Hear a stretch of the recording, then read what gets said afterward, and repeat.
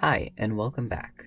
If you're new here, my name is Sky, and I talk about a variety of topics ranging from art techniques in schools or communities to fandom and media analysis and occasional stories. Now, unfortunately, it looks like my voice is just going to be a little bit off for pretty much all of autumn and winter because I am just going to be constantly sick. But with that said, let's get on to today's topic.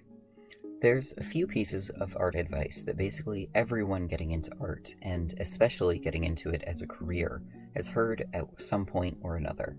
I've gotten so fed up with hearing some of these repeated that I decided to make a nice, YouTube-friendly, numbered list to explain why I think these 10 art tips are wrong. Now, these aren't in any particular order, numerically, but they are grouped slightly by topic, so bear that in mind. This isn't a ranking list. Number 1. Don't worry about social media, numbers, etc. Only focus on making art. This works great for hobbyists, but it's frankly shit advice to give to someone seeking to make a career. There's an important balance you need to learn to strike between paying attention to what does well and following your passions. Numbers are important if you want to be seen in today's economy, plain and simple. You can't rely on the idea of just making good art and getting discovered that way. It just doesn't work like that anymore. Studios hiring artists without paying attention to a social presence do exist, but that's also usually specialized work, and if you're going independent, then yes, you absolutely do need to pay attention to numbers. I'm not going to go into too deep of a talk about strategy or anything like that, just because honestly, I'm nowhere near good enough at it myself.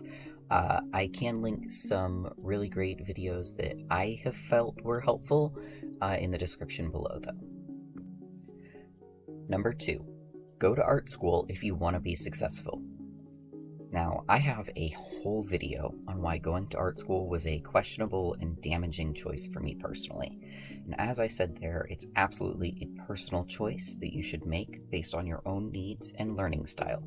A link to that should be appearing in the top corner if you're interested in watching it in full. Going to art school is not a guarantee that you will get seen or hired, and it's expensive. So that's definitely something you need to consider when you're thinking about taking this piece of advice.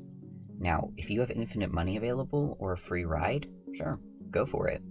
But if you are in literally any other situation, think it over very carefully and don't just do it because you've been told that's the best way to a career. It's just not. Number 3. Draw every single day.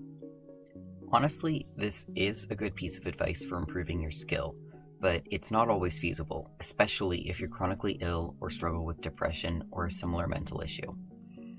It's true that if you don't draw often, you may lose the edge on some of your skills, and you should make an effort to at least sketch something small whenever you can.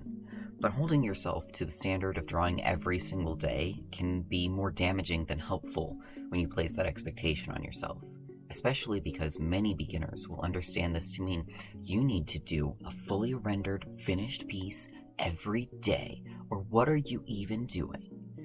And there are very few people in the world who can do that. Number 4. Just practice. This is the most half-assed piece of advice ever, because it's almost useful, and it sounds like it makes sense, right?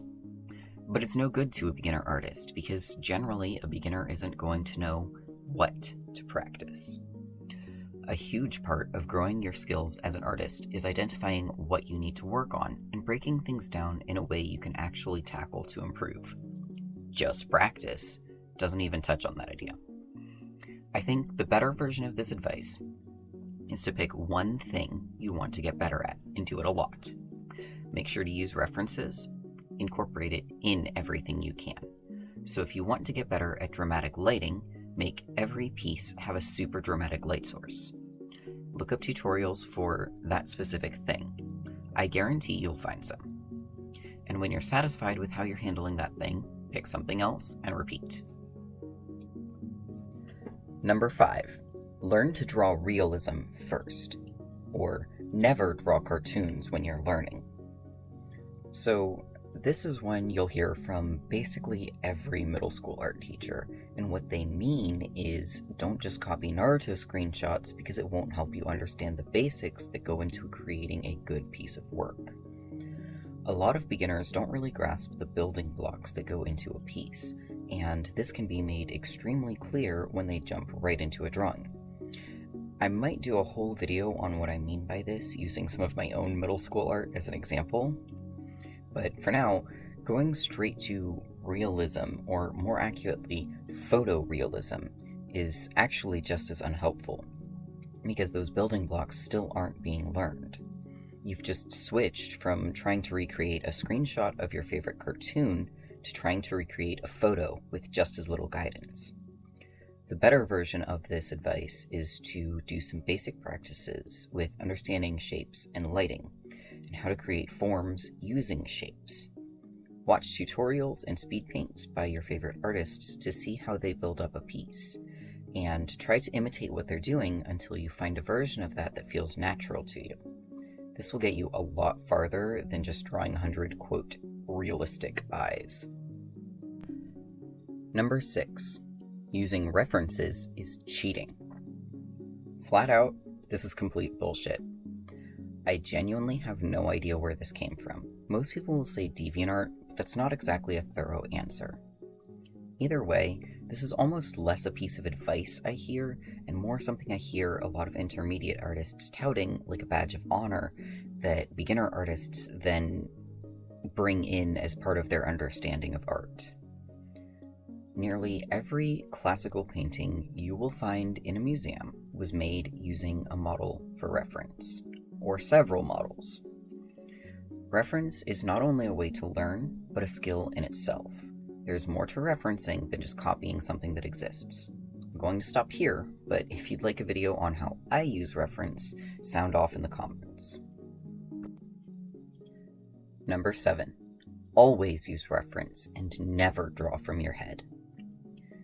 After my vehement defense of referencing, you might think I'd agree with this, but in fact, requiring yourself to use a reference anytime you dare pick up a pencil is just pointlessly limiting and, in its own way, detrimental.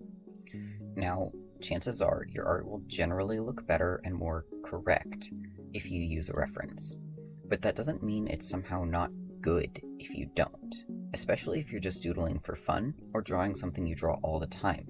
There's no reason to limit yourself to only drawing from reference, even if you use them frequently.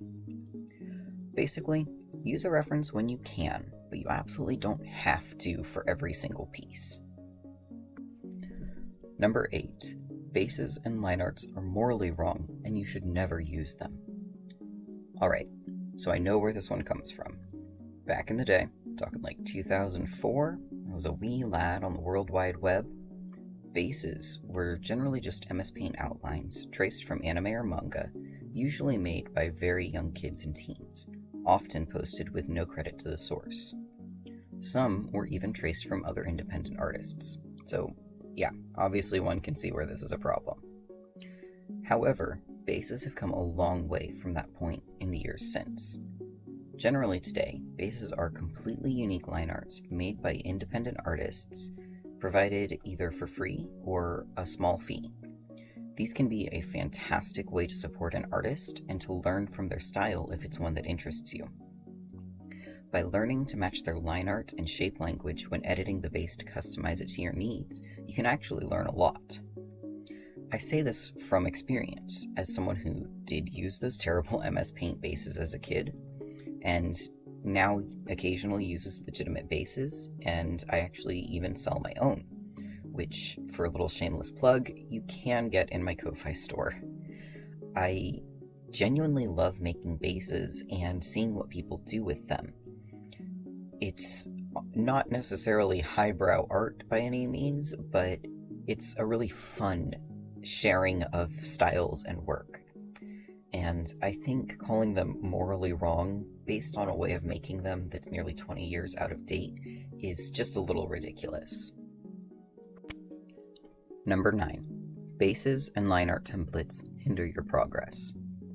Now, this might be true when it comes to focusing on anatomy, especially if you're only using bases and never creating your own sketches in line art. But those are just one small part of an artist's skills. Using bases can allow you to focus on color, shading, creating a mood, or just allow you to relax and treat it like a customized coloring page. Again, obviously, only using bases will limit your skills when it comes to anatomy and line art. But when treating them as a tool or used just for fun, they're not going to make you less of an artist. Number 10. Just work for exposure to gain a following. Alright, I don't think I have to explain why this is a terrible idea. While I think there are times where doing free art is okay, which is actually the topic of a future video, I think that anyone offering this as a piece of advice on how to get started in a career is either out of touch or has bad intentions, though the former is definitely more often the case. But generally, working for exposure on a consistent basis tells people you will continue to do so. The kinds of clients you will attract with this model will not want to pay you in the future. If you're wanting more exposure, there are many, many better ways you can get it. By participating in challenges, using popular hashtags, drawing fan art of a show you like that has a following, and, in a way that sounds counterintuitive, by interacting with and promoting the work of others. The art world, both online and offline, is an ecosystem. Feed that ecosystem, and it will eventually feed you in turn. That's getting into a whole other topic, but if you want me to make a video about ways to get your art seen and gain exposure that I've found actually work, sound off in the comments. And there you have it, 10 art tips I absolutely hate hearing. What's the worst advice you've ever been given? Do you disagree with anything I've said, or have any of these tips genuinely helped you? I'd love to know and strike up a discussion that can help people grow down in the comment section. As a little bonus, I have 2 more topics that are going to be getting their own videos because I just had too much to say about them.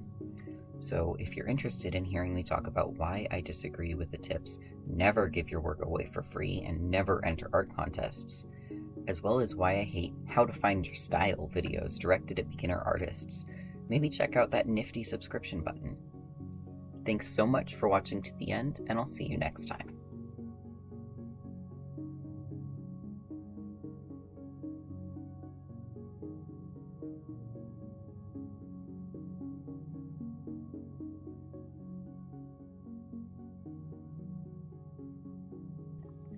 As always, I want to give a huge thank you to my amazing patrons: Holmes, Brooke Dufresne, Chamomilian, Guts and Gaze, Tess Frost, Spirit of Stars, Ki Hiromaru, Arisark, Miles Mentis, Jordan Kirian, Tesla Charlatan, Nixium, Starlight Supernova, Gwen Lenova, Kakarian, and Cosmic Kisses.